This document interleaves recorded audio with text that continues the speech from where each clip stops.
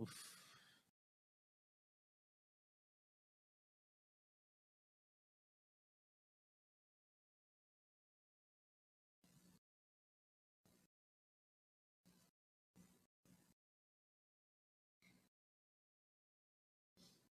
Are we back online? Can you guys hear me now? Online people? Okay. So we are back online. So we were talking about, we wanted to run through the template of, what are we talking about, guys? Template of? Huh? Template of a khutbah, right? So someone quickly tell me, what did we go over? One. What's the first thing? No. Huh? No. Okay, opening dua then? And then? No. Then? Icon. And then? The hook. Then? Okay. Yeah. What's after the hook? What's after the hook? Intro and relate. Then? That's under intro and relate. So I'll give it, yeah? Yeah? No, not yet.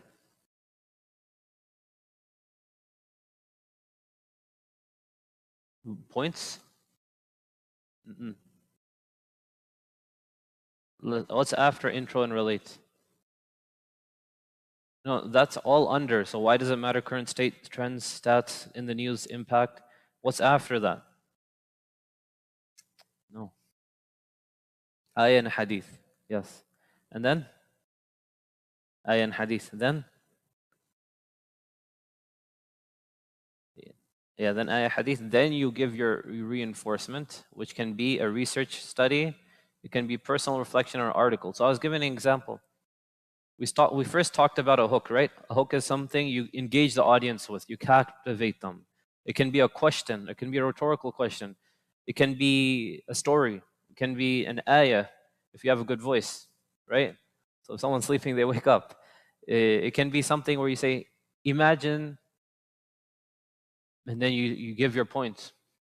Imagine it's the day of judgment, and everyone is running around, and you see some people, they're calm. Someone's gonna think, why are they calm, right? So it can be that. It can be a reflection. I was thinking about, what happened in Syria about the earthquakes and whatnot.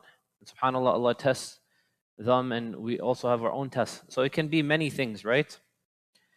And then we talked about introduce and relate. It can have, why does it matter? You have to talk about that. Why does it matter? Current state, stats, trends, trends you get from social media, inshallah, stats you can Google and make sure that it's a reliable source. Current state, of course, you have to understand what the community is going through right now, and then the impact on the community. So what is the impact of the thing you're talking about? And of course, you're going to be talking, you're going to try and what are you going to do? It's going to be a problem. You're going to address a problem. A topic which can be addressed is going to have all of these things, introduce and relate. So then you have an ayah or a hadith. We said hadith 3 types. Hadith of the Prophet ﷺ, the Sahaba, and also the generation after the Sahaba. You're going to do what?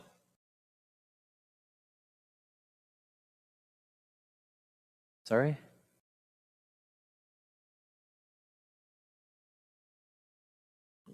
3 times in a row? So you're going to be giving your arguments almost, right? Your proof that whatever you're trying to prove or you're trying to explain, right? Using an ayah or a hadith. So if you're talking about there's an issue of people stealing or people cheating each other in business, right?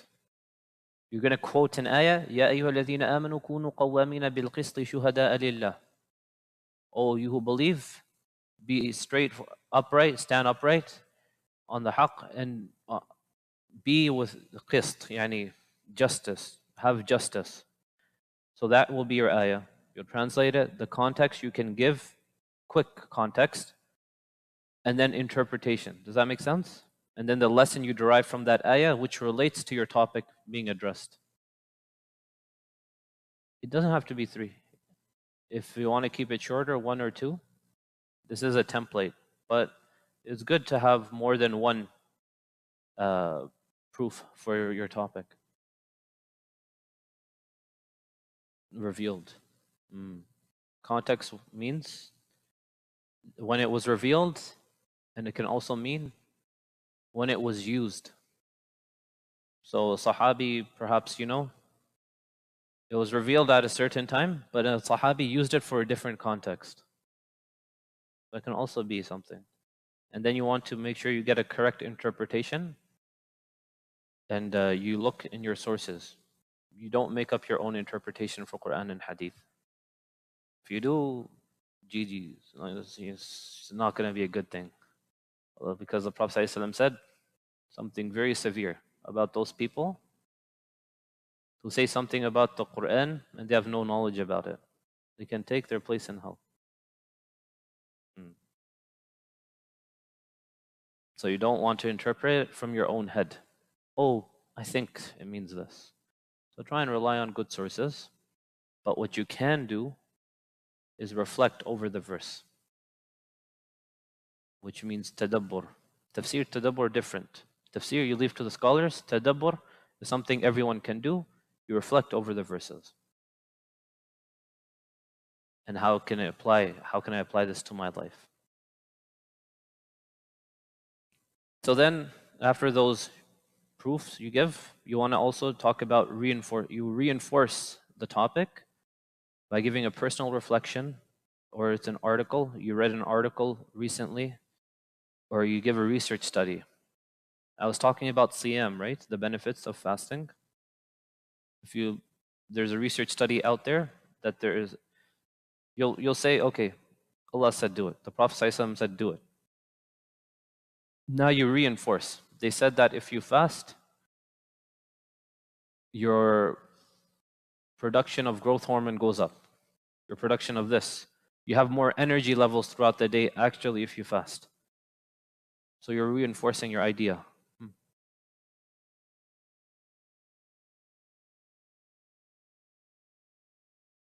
So as Muslims, we understand that Quran and Hadith, they're the deciding factor. Science is changing, right?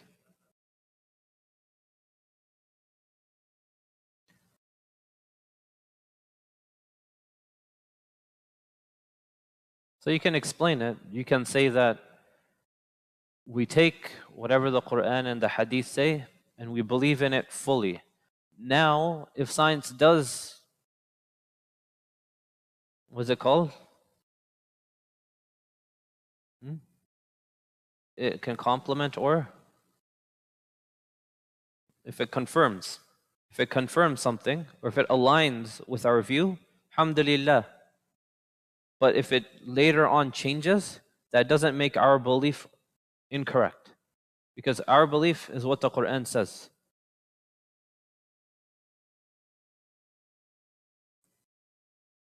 What's the point? So, of course, the strongest thing that's supposed to affect the audience is the Quran and the Hadith.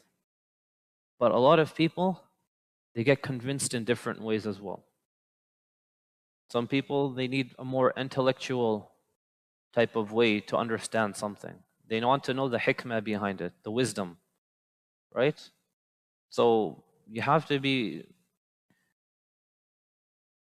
aware of the level of your audience. Some people are like, okay, Quran and Sunnah, sami'na wa ata'na. That's the best. But some people, their iman is a little bit lower. Okay, I don't understand. What's the explanation behind it? Most people in the West, actually, they require more explanation, thorough explanation. We're in academia, right? We're studying in the universities. I want to know why. Why was slavery allowed in the beginning of Islam? Why is it allowed in Islam? Is it still allowed in Islam?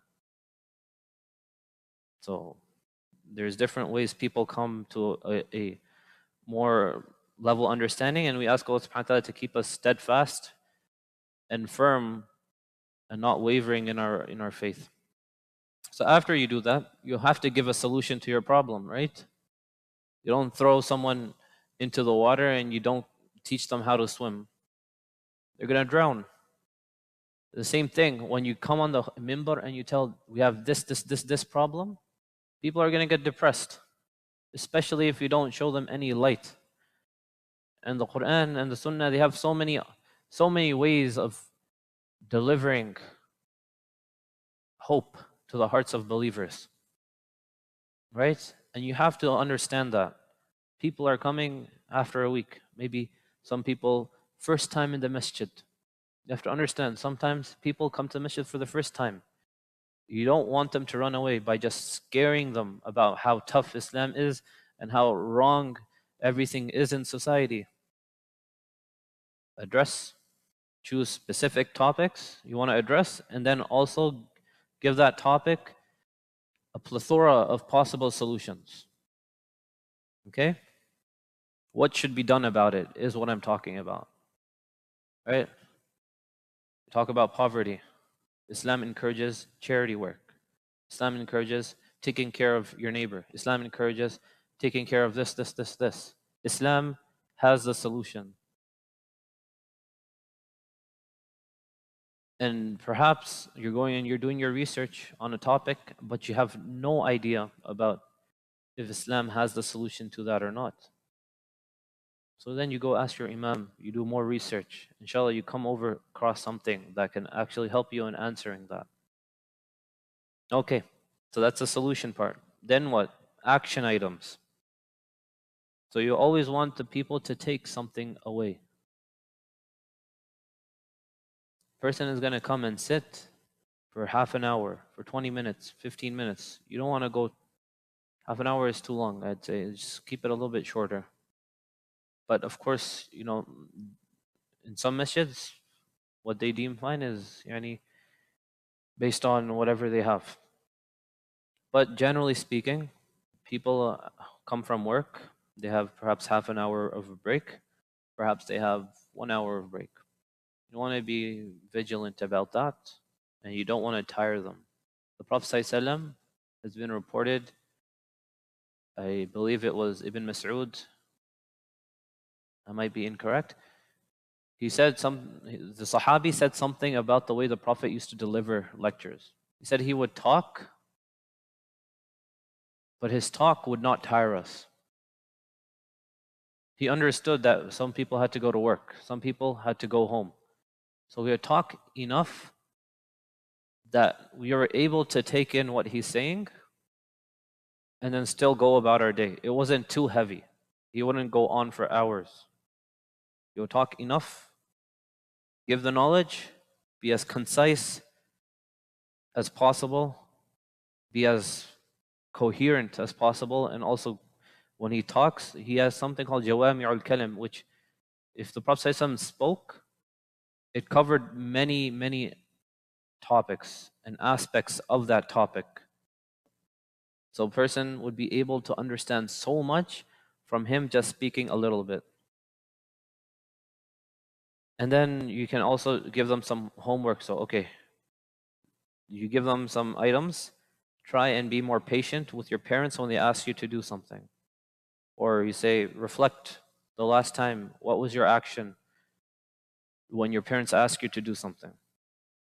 Another thing can be an action. Okay, you want to gain Allah subhanahu wa ta'ala's happiness. One of the ways is to pray salah on time. You reflect again. When was the last time I prayed salah on time? Okay. I'm going to pray on time. That's an action. So the action items has what? You have a take home message, you have a reflection, you think about it, and you have an action.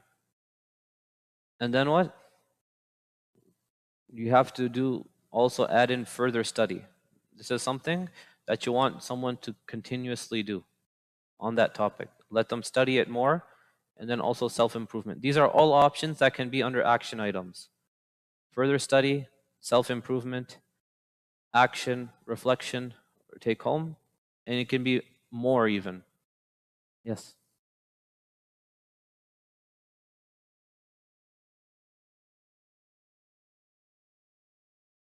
So action items usually is something you want someone to start doing right away.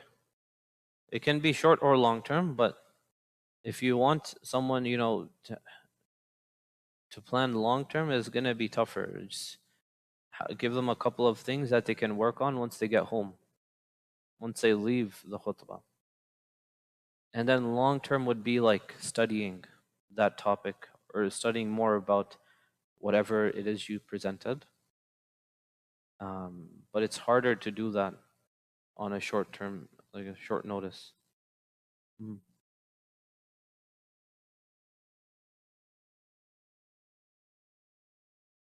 It is sunnah to make the khutbah shorter and the salah longer. That is correct.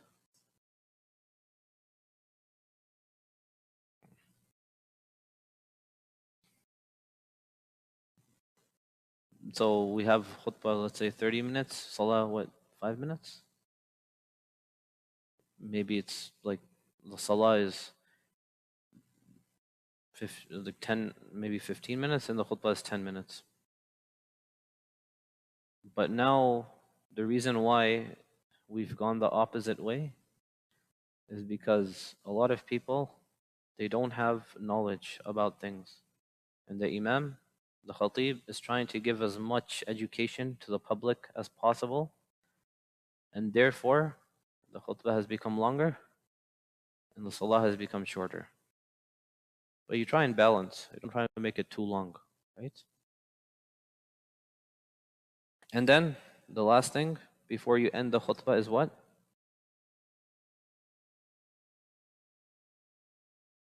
Hmm? أقول قولي هذا. Okay, so when you finish off the first half of your speech, أقول قولي هذا وأستغفر الله ولكم ولسائر المسلمين فاستغفروه إنه هو الغفور الرحيم. You sit down. You take a little break, and then you stand up, and you say Alhamdulillah Rabbil Alameen wa salatu wassalamu ala Rasulillah wa ala alihi wa sahbihi ajma'in. And then you start your second part of the khutbah.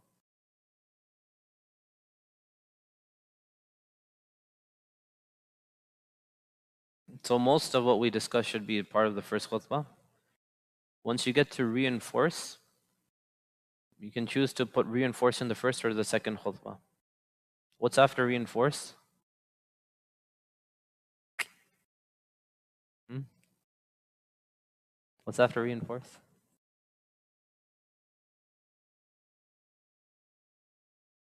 Five seconds, 10 seconds. Don't 10 seconds. You're just taking a little break and then you get back up. Yeah. What's after reinforce? Solutions. Hmm? Action item, solution, then action items, I believe, right? So reinforce, solutions, then action items. So it's up to you. What I think is good is you can do everything until solutions in the first part, and then action items in the second part. Okay? And then after action items, you have what? Dua. You want to make a meaningful and sincere, genuine dua for the Muslims and related to the topic you're talking about, right? For yourself, of course, you want to just make it general. ربنا آتنا في الدنيا حسنة وفي الآخرة حسنة وقنا عذاب النار ربنا هب لنا من أزواجنا وذرياتنا قرة أعين واجعلنا للمتقين إماما. And then you end. There's a specific thing you should memorize towards the end as well. But if you just do dua, right? And after the dua, you can just say aqimu as-salah. It's good enough. But you can also say inna Allah ya'muru bil adli until the end of it. Yes. Yes.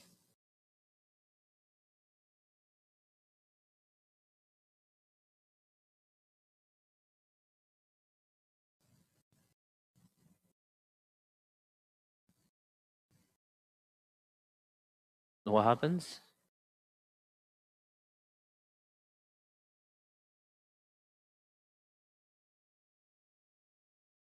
It's okay. You give them time. Why? You say it all of a sudden? You don't make dua or anything? Hmm? No, you should give like 2 minutes or something, or 1 minute at the end for dua. And then that, okay, people understand he's wrapping up. And then you say aqimu salah. How do you keep track of time?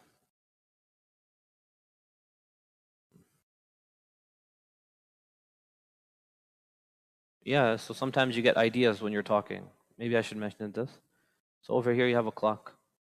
You have you can keep a watch with you as well in front of you. Also, time yourself. If you're going up there for the first time, you're gonna have zero sense of time. You're gonna be like, either you'll do it super long or super short. It's gonna be hard to land right at the perfect amount of time. So time yourself before you go ahead and do it, and actually like look in the mirror. Maybe present it to your friends before you go and do it. And then even if you've had some practice, it's always good to have perhaps a watch. If you're reading off your phone, or so, if you're using a tablet, the time is right there as well, right? Of course, you don't want to make too many movements while you're doing that because it will interrupt the flow and the focus. How do you choose a good topic? So, inshallah, when you come to the next session for research and topic selection, you will learn that, how to choose a good topic. Yes. Oh, he said ChatGPT. I'd say ChatGPT is better at giving you false information when it comes to Islam. Even the Quranic verses, it makes it up sometimes. I used it to see how it would work, but you need to have like a good foundational like level of Quran and Hadith to actually understand. It'll say, "Oh, the Prophet ﷺ said this," and it'll give you a reference. If you don't check the reference, most probably you won't even find it in the book. It'll say in Quran, chapter 2, verse something, Allah said this. If you copy paste that and you try reading it in the khutbah, someone's gonna come and slap you, because it's the Arabic. It's not Quran. It's Arabic. It's random words put together. So it's not that smart yet. What you can do is to ask it, if you have some very intelligent prompts, you can ask it to give you ideas. Okay, how should I address this topic in Islam if I'm giving a public speech? And then you analyze what it's being said, and you make sure there isn't any discrepancies, made up words or ayahs or hadith, then maybe. But it's better to go do your own research. Use websites like Islam QA, use different websites, right? There's a lot of information that's out there on the web, and then get it authenticated by someone.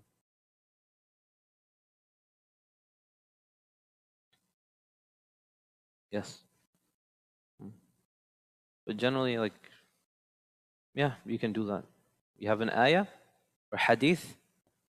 I'm getting an idea from this ayah. I'm going to base my whole khutbah on this ayah. It's fine.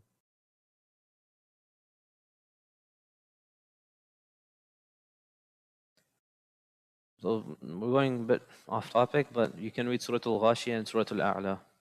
First rakah, Surah Al-Ghashiyah and Surah Al-A'la. Second.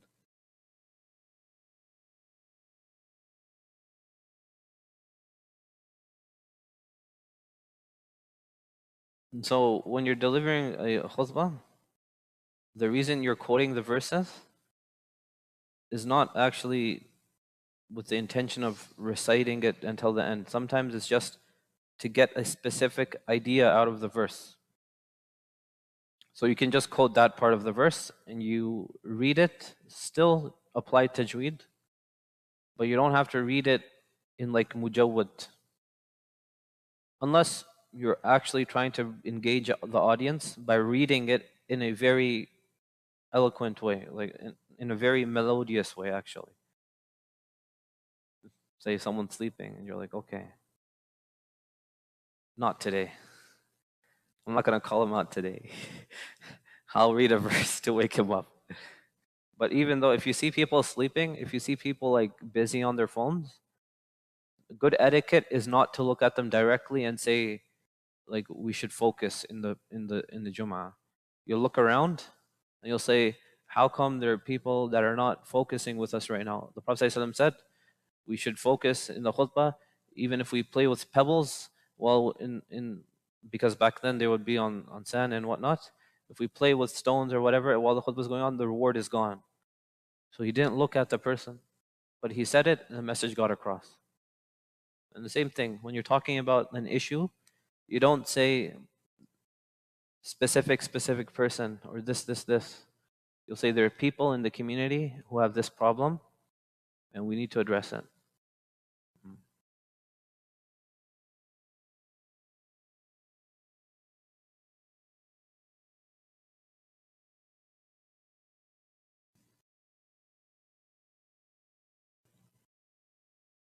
So if it's dua,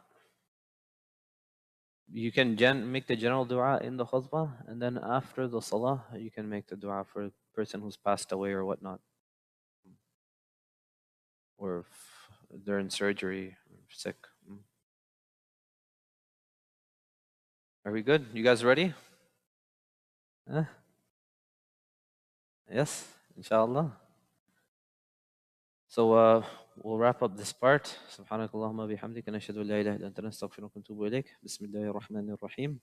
والعصر إن الإنسان لفي خسر إلا الذين آمنوا وعملوا الصالحات وتواصوا بالحق وتواصوا بالصبر. So you guys are dismissed. I know I wanted to do another activity. It shouldn't be too long. Are there any volunteers? You're gonna come up here and speak. Sure. Yeah. So I'm gonna give you a topic and you're gonna have to try and implement as much as you can from the template and everything you learned today about tips and presentation tricks. We'll get Wajid first. So Bismillah, come up.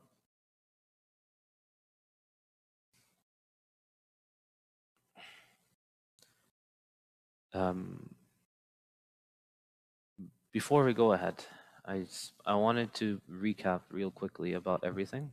So in the morning, we talked about, you can, yeah, just give me one more minute, okay? So we talked about things we should and shouldn't do while presenting, right? And then right now, so for example, eye contact, talk to people, don't say ums, keep gaps in between, right? Also, what else? Let's go over it quickly. Don't read from the paper. What else? Don't yell all the time. Yeah, you can yell sometimes. Yes. What else? Show expression. Don't be monotone, right? Try and build up to a point. Yes. You want to get them thinking. Use simple language. Yes. Yes.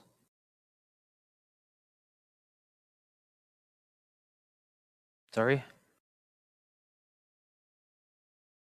Yeah.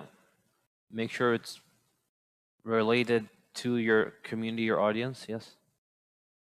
Don't talk about politics.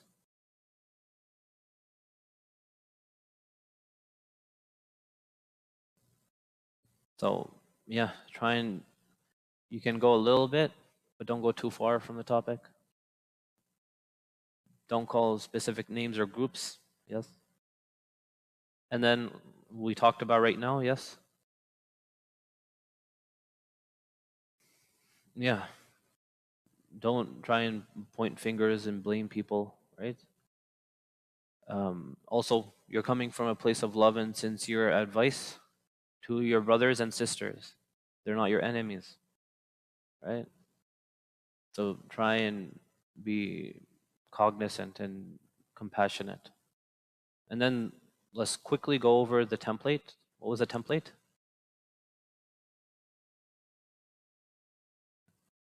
I'll let you go first this time. Go. Dua. Okay. We have dua, we have hook, introduce and relate, ayah, ayah, reinforce, solution, action items, and dua. Right? Khalas? Okay. Alhamdulillah.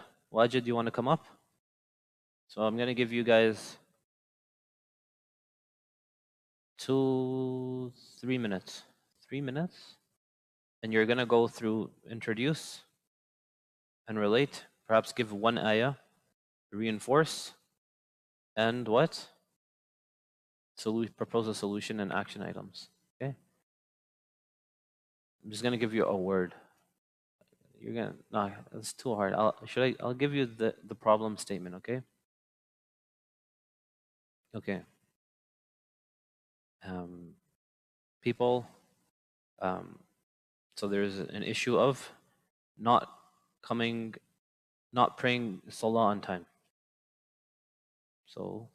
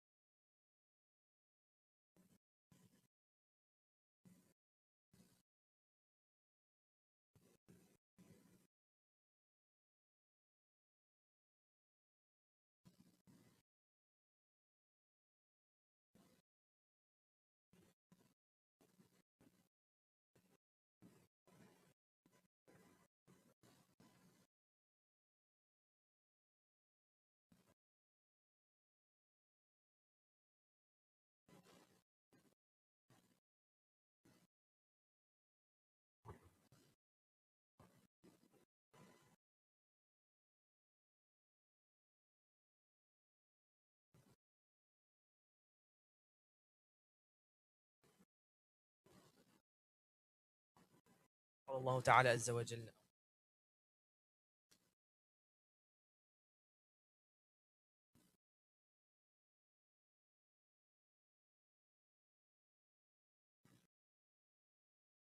الله تعالى عز وجل في القرآن الكريم قد أفلح المؤمنون الذين هم في صلاتهم خاشعون. So Allah subhanahu wa ta'ala, we may think of when we hear the word success, we might think of many things. We might think of money, status, cars, Andrew Tate, etc., etc. Let's not go to the final example there. But when Allah subhanahu wa ta'ala mentions success in his eyes, obviously there's nothing wrong with gaining goodness of this world. This is a blessing of Allah subhanahu wa ta'ala. But when he mentions success in the Quran, he mentions that those who are, focused in their salah, those who have khushu' in their salah, these are the ones who will have the most success. And we know that salah, it is the second pillar of Islam. But think about it. How many times are we praying? Are we, putting the right attention towards it? Are we praying it on its correct time? Or do we even make it a priority at all? I mean, Allah subhanahu wa ta'ala, this makes this a priority for us, and it's something that we should remember as that, for those who, even don't do their salah, it's a worse sin than, drinking khamr, committing zina, or any of the other major sins. And so it's something that we have to take seriously. Even Allah subhanahu wa ta'ala says in the Quran, مَا سَلَكَكُمْ فِي سَقَرْ قَالُوا لَمْ نَكُ مِنَ الْمُصَلِّينَ. Why are you in, I don't remember the exact translation for saqar, but why do you end up in hell? And the people will say, the first thing they say is, we are not of those who did their salah. So again, we need to, the ones who are successful are those who make their salah a priority, who not just pray their salah, but they put focus towards their salah. They really try to connect with Allah subhanahu wa ta'ala. And those who are unsuccessful are the ones who didn't do the salah. So what can we do as Muslims, especially with work and school and everything? How do you prioritize it? Well, one is that we need to prioritize our own days around our prayers. And we need to stop making excuses. We might say, oh, I have I have work at this time, I can't do salah. But most workplaces are very accommodating. We can easily take 5-10 minutes to and set it in our calendars to do salah at a certain time. Even when we schedule our entire days, I mean, one thing I recommend to everyone is that, and this is just a general lesson, is that we get on a calendar to organize ourselves, and salah should be a priority. Like, mark it down, bold letters that this is the time I'm going to commit to Allah subhanahu wa ta'ala, this is the time I'm going to commit to my salah. And so, I'm just going to recap here since I don't have too much time. I could go on forever about this. That, salah, Allah subhanahu wa ta'ala mentions as important, and we need to take it as seriously as Allah wants us to take seriously. So again, take that time, make sure to put in your calendar. Remember the weight that salah has compared to other deeds, because it is of the most important things that we do.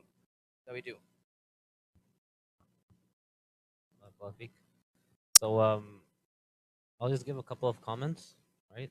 It was mashallah, tone, expression is good.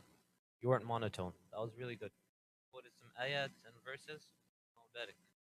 You translated them, and you brought into people's attention that this is an important matter, right? One thing you didn't talk about is current state, right? I have to say, okay, people are not praying. Why is this the case, right? And then you brought the significance as to why they should pray. You gave them a solution, sort of, but there is no really actionable items. We should go and try and make time. You said time, but be as specific as possible. People, they need to be told exactly what they need to do. You can be like, oh no, next time don't miss your. No, be as specific as you can. But it was good, mashallah. Jazakallah khair.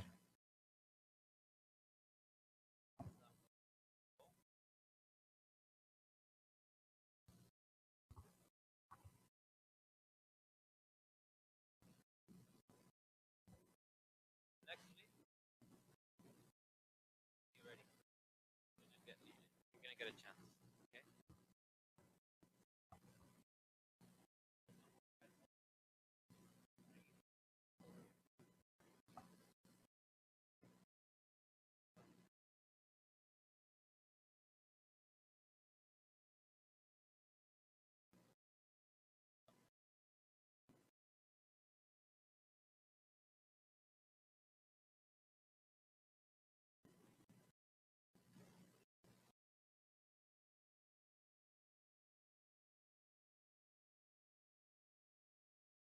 My two favorite fans.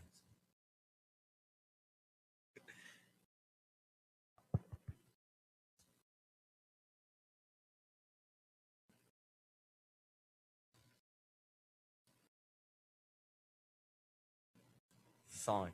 So, imagine yourself in this situation. You put trust in someone, you put faith in someone, you think you know them. You tell them your secrets, you tell them things that you wouldn't want anyone else to know. And now you wake up the next day and everyone knows. What would you think of this person? How would you feel about yourself? Put yourself in these shoes. Now, you might be thinking, what does this have to do with today's khutbah? Today's topic is going to be about the exposition, the ridiculing of others. We live in a world today where people think it's cool to go and expose others. People think, that's what makes you tough. That's what makes you out there on top. But is this really true? What does this say about our character and ourselves? Of course, if we want to have the best of character, we must look at the best of examples, the Prophet ﷺ. If the Prophet ﷺ said, we can't expose the sins of others, we can't expose the sins of ourselves, how can we go about exposing the sins of others? When we commit a sin and we expose ourselves, this magnifies the harm of this sin.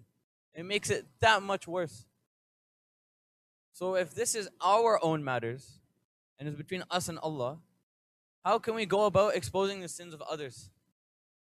It's not going to work out well. It's not going to look good on our part, and it's not going to look good on others' part. Our Prophet ﷺ instructed us to go and hide the faults of others. right? If we go around exposing others, we'll make each other further apart from each other. And if we get further apart from our brothers, we'll slowly start to stray from the path of Islam. There is strength in unity. Look, if we look back at the time of the Prophet ﷺ, there are people of all sorts of backgrounds. There were people from Romans. There were people from Persia, Salman al-Farsi. And there were Arabs. And all these people were different. And all these people came from different backgrounds. But they stayed united. They didn't expose each other. They hid the faults of each other. And they protected each other. And likewise, if we go against each other, we're going to not only go further away from each other, we're also going to go further away from Allah subhanahu wa ta'ala. So, if we look at the current state of things, we see, look how divided the ummah is. Look how far apart we are from each other, fighting over the tiniest of things. So, mashallah, you introduced the topic. I think you kind of strayed a little bit when you went to unity. It wasn't really clear on how it put together. You quoted some hadith, but I'd like you to make sure those are actually a hadith. If you're not sure about a hadith, just say more or less to the effect, right? More or less to the effect. It means that this is not exactly what the Prophet ﷺ said, but the meaning of that is what I'm saying. And then, mashallah, tone, you're good, you're confident, it's good. But we didn't get to the solution parts, and we didn't get to actionable items. So inshallah, next time we'll give you another chance, all right? Yalla. Assalamu alaikum wa rahmatullahi wa barakatuh. Jazakallah khair for coming, guys.